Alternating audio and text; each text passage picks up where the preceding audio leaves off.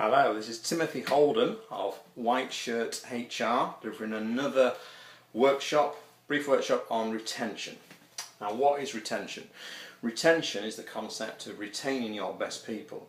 The war for talent, skill shortages all mean that if you can't retain your best people, they will go to your competitors and cause damage by working for them. So what can you do to retain your best people? Well, the first thing you can do is measure. Do you as an organisation measure retention? Do you look at how long people stay for? Do you look at the number of resignations? Do you look at the fact that employees often leave within the first 12 months? And what are you doing about that? Does it benchmark against other organisations favourably? Conduct exit interviews. An exit interview is often done too late. Do it before the reference is requested, because then it's a case you'll get an honest and open assessment after the notice has been handed in of why the person wants to leave. Stay interviews. More and more organisations are thinking, let's do a stay interview.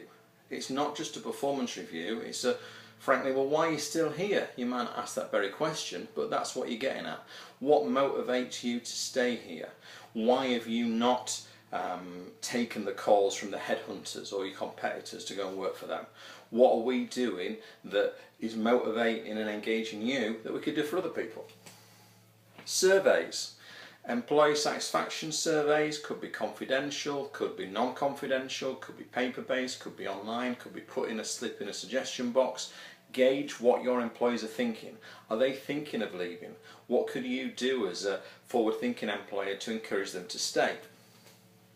Performance reviews. Conduct them. A lot of organisations don't have time, don't see the benefit. Conduct them at least once a year, ideally twice a year. It's a 1 hour session with no interruptions where you can just talk honestly, and part of that is around retention. What can we do as an organisation to retain you so in a year's time we're doing another performance review, you're still here?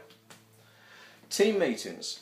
Recognise that some people, say in a performance review, don't operate that well on a one-on-one basis. They operate better as part of a team, so they might be more forthcoming with what floats their boat in terms of retention, what makes them want to stay on the bus if they're in part of a team, and they can contribute that way rather than just as an individual.